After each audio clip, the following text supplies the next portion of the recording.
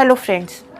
तो क्या आज तक आप लोगों ने किसी सरकटे भूत के बारे में सुना है? अगर नहीं सुना है तो ये कहानी उसी सरकटे भूत के बारे में है। तो आइए बिना किसी देरी के इस वीडियो को शुरू करते हैं।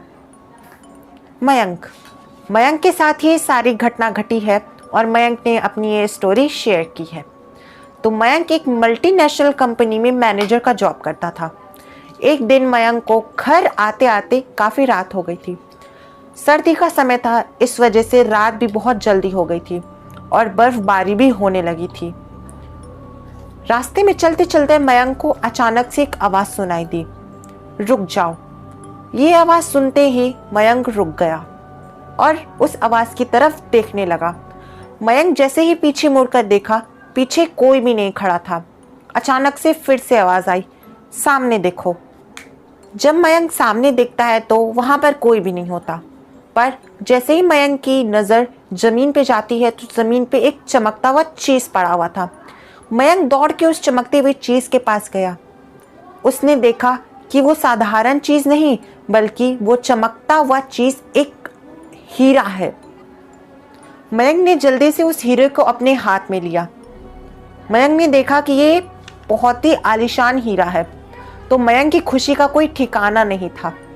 मयंक को ये नहीं पता था कि वो हीरा जो वो अपने हाथों में लेकर अपने घर जाने की तैयारी कर रहा है, दरअसल वो हीरा श्रापित हीरा है जो मयंक की पूरी जिंदगी को झंझोट कर रख देगा।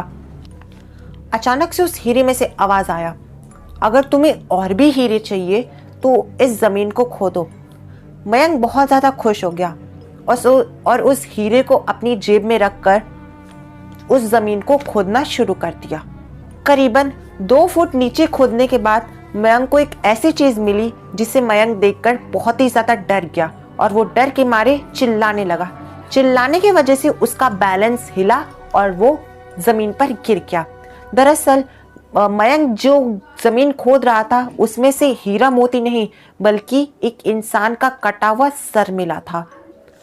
अचानक से वो सर हवा में उड़ने लगा और वो सर बोला, डरो मत, मैं तुम्हें बहुत सारे हीरे और जवाहरात दूंगा, बस तुम मेरे पीछे आओ। मैं जहां जा रहा हूं बस मेरे साथ चलो वहां पर। फिर वो सर हवा में उड़ते उड़ते जंगल की ओर चला गया। मयंक भी उसके पीछे पीछे करीबन 1 किलोमीटर तक चला। अचानक से वह सर एक जगह पर आके रुक गया। मयंक भी वहां पर रुक गया। उस सिर ने बताया कि इस जमीन को खोदो और इसमें से तुम्हें बहुत सारे हीरे और जवाहरात मिलेंगे, जिससे तुम अपनी पूरी जिंदगी खुशहाल जी सकते हो। ये सारी बातें सुनकर मयंक बहुत ज़्यादा खुश हो जाता है और खुशी के मारे उस जमीन को खोदने लगता है। खोदते खोदते उसे हीरे मोती नहीं, बल्कि उस सिर का कटा हुआ धड़ मिला। ये सब देखकर मयंक डर गया और वो सिर बोलने लगा, बहुत अच्छा काम किया, अभी तुम बस मेरा एक और काम कर दो, उसके बाद मैं तुम्हें मालामाल कर दूंगा। उस सिर ने कहा कि तुम मेरे लिए 1 लोटा खून लाओ।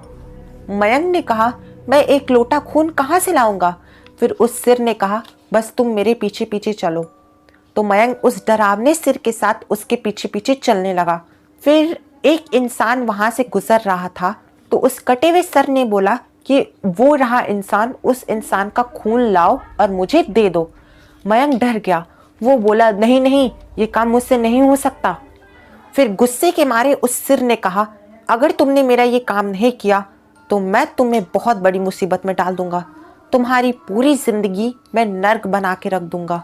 मयंक हाथ जोड़कर उस सिर से माफ़ी मांगने लगा। मयंक ने कहा, अगर मैं इस इंसान को मार देता हूँ तो मुझे पुलिस गिरफ्तार कर लेगी और मुझे पूरी जिंदगी जेल में बितानी पड़ेगी। फिर उस सिर ने तंत्र मंत्र की शक्ति से एक छुरी और एक लोटा प्रकट किया और मयंक के हाथों में दे दिया और बोला, अगर तुमने मेरा ये काम नहीं किया तो मैं तुम्हारे पूरे परिवार को मौत के घाट उतार दूंगा। फिर मयंक ने मजबूरी में आकर उस आदमी की हत्या कर दी और 1 लोटा खून भरकर उस सिर के पास चला गया। मयंक ने कहा, ये लो 1 लोटा खून। ये सारी बातें सिर देखकर बहुत ही ज़्यादा खुश हो गया और बोला, ये जो 1 लोटा खून है ये मेरे ऊपर डाल दो। अब मयंक की हालत खराब हो रही थी। मयंक को बहुत ज़्यादा डर लग रहा था। जैसे जैसे मयंक उस कटे हुए सर के ऊपर खून डाल रहा था। धीरे धीरे उसका पूरा बॉडी बन रहा था। ये सारी बातें देखकर मयंक बहुत ही ज़्यादा डर जाता है और डर के मारे वहीं पर रोने लगता है। फिर अचानक से वो सिर और वो धड़ आपस में जुड़ जाते हैं और वो सिर बहुत कस कस कर हंसने लगता है।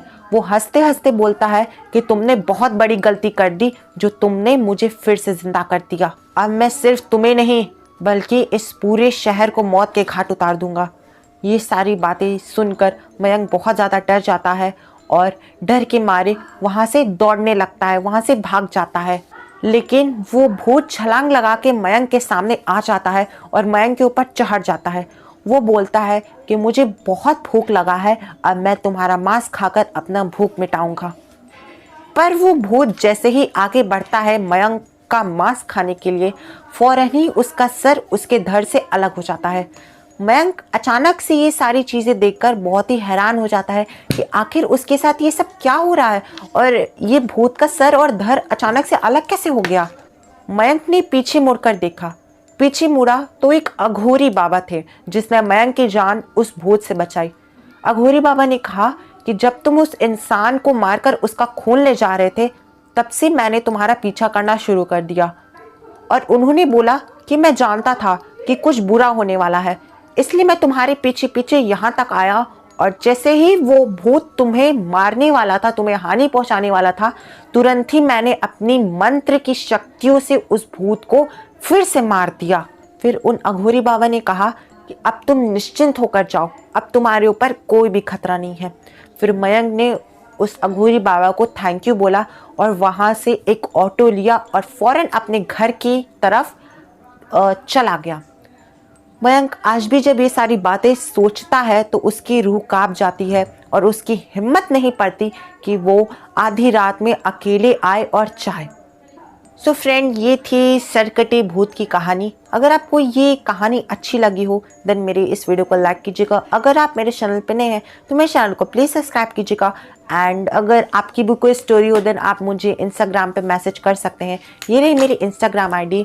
तो मिलते हैं जल्दी नेक्स्ट वीडियो।